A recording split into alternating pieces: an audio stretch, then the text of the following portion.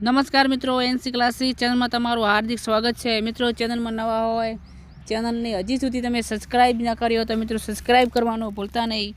मित्रों, जो खेल सहायक की भर्ती आई है तो 2023 ની અંદર તમારે એને જે પરીક્ષા આપી હતી અભિરુચિ તો એ તમારે પાસ હોવી જોઈએ। જો પરીક્ષા પાસ હશે તો તમે આ કરાર આધારિત ભરતીની અંદર ફોર્મ ભરી શકશો।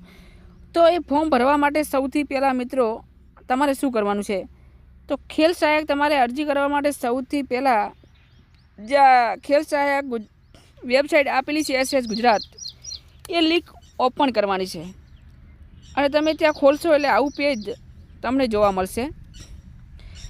બરાબર, જો તમે રજિસ્ટ્રેશન પહેલાં કરેલું હશે રજિસ્ટર તો એની અંદર તમારે નાખવામાં આવશે સૌથી પહેલાં તમારો સીટ નંબર જે તમે 2023ની એક્ઝામ આપી છે એની, પછી તમારી જન્મ તારીખ, પછી ઈમેલ આઈડી, મોબાઈલ નંબર અને પાસવર્ડ, અને ફરી તમારે પાસવર્ડને કન્ફર્મ કરવાનો છે અને પછી આ કેપ્ચા આપેલા છે 0+66 કેટલા થાય તો એ તમારે નાખવાના છે। પછી રજિસ્ટર કરવાનું છે અને રજિસ્ટર કર્યા પછી ખાસ કરીને તમારે લોગિન પર બટન ઉપર ક્લિક કરવાની છે। લોગિન પર બટન પર ક્લિક કરશો એટલે તમને આ ટાઈપનું ફોર્મ અહીંયા જોવા મળશે। એટલે આ ટાઈપનું ફોર્મ તમારે ખુલશે એ તમારે સૌથી પહેલાં અહીંયા તમે જોઈ શકો છો કે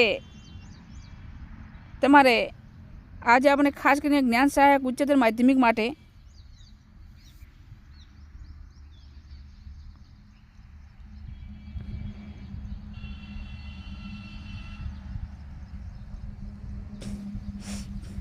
બરાબર આ ખેલ સહાયક માટે રહ્યું આપણે। તો ખેલ સહાયકની અંદર તમારા સીટ નંબર, સીટના ગુણ અને અરજી નંબર, જન્મ તારીખ, જગ્યાનો પ્રકાર, ખેલ સહાયક, તમારું પૂરું નામ, તમે પહેલાંથી અગાઉ ખેલ સહાયક તરીકે ઉમેદવાર નોંધાઈ કે નહીં નોંધાઈ એ લખવાનું છે, હા તો હા, ન હોય તો ના। પછી તમારે બધો એડ્રેસ ભરવાનો છે, બરાબર મિત્રો। અને એડ્રેસ ભર્યા પછી તમારો તાલુકો, જિલ્લો બધો એ સરનામું બધું આવી ગયું। એ સરનામું ભર્યા પછી એવું ને એવું ફોર્મ ફરી અહીંયા બીજું ભરવાનું છે, બરાબર। જે માગ્યું છે એ પ્રમાણે તમને અહીંયા જે તમે સ્ક્રીન ઉપર નિહાળી શકો છો, બરાબર। જન્મ તારીખ છે, જગ્યાનો પ્રકાર છે, ખેલ સહાયક છે તો પછી સીટ નંબર જે આગળ નોખ્યા એ પ્રમાણે, પછી મોબાઈલ નંબર, સરનામું, જે તે તમારો તાલુકો, કોડ નંબર જે લાગે છે તે, પછી તમે કયા વર્ષમાં પરીક્ષા પાસ કરી છે એ અહીંયા નાખવાનું છે। પછી સ્કૂલ, તમે પહેલાંથી અગાઉના ખેલ સહાયક તરીકે ઉમેદવાર કઈ સ્કૂલમાં નોંધાઈ હતી, બરાબર, અરજી કરી હતી, કઈ જગ્યાએ તમે કરાર આધારિત નોકરી કરી છે તો એ નામ, સ્કૂલનું નામ સાથે લખવાનું છે જો કરી હોય તો। જો ઉમેદવાર ખેલ સહાયક તરીકે ફરજ બજાવેલ હોય તો અગાઉ ખેલ સહાયક તરીકે ફરજ બજાવેલ છે તેની વિગત આ આપણે ફોર્મ છે એની અંદર નોખવાની છે। પછી તમારે કોમ્પ્યુટર વિશેની જ માહિતી હોય તો એ તમે અંદર ભરી શકો છો।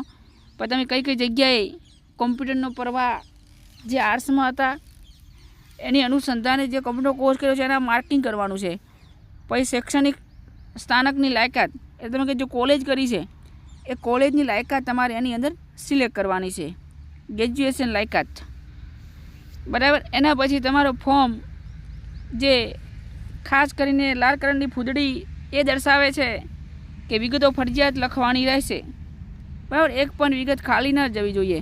આ પણ તમારે એ લાયકાતનું બધું આગળની જે લાયકાત છે, તાલીમી લાયકાત ને બધું તમારે અંદર ભરવાનું છે। અને મિત્રો એના પછી તમારે આ માર્કશીટ અપલોડ કરવાની છે, બરાબર। જે SSC પ્રમાણપત્ર બધા ધોરણ 10ની વાત કરી છે, 12માની, પછી માર્કશીટ તમે જે ખેલ સહાયકની પરીક્ષા આપી હતી એ 2023ની, પછી કોલેજની અને એનું પ્રમાણપત્ર જે સ્નાતકનું ડિગ્રી એ બધું તમારે અંદર નાખવાનું છે। અને પછી એની સાથે તમારે આ ડોક્યુમેન્ટ પણ અપલોડ કરવાના છે, બરાબર। જે આગળ આપણે જોઈ ગયા એના એ જ ડોક્યુમેન્ટ, એના સિવાય જે અનુસ્થાનક એનાથી આગળની તમે ડિગ્રી મેળવી હોય એ માટેના ખેલ સહાયક પ્રમાણપત્ર અને અન્ય પણ તમે તમારી રીતે અપલોડ કરી શકો છો। તો મિત્રો આ હતી ખેલ સહાયકની ફોર્મ ભરવા માટેની ટૂંકી અને ટચ માહિતી।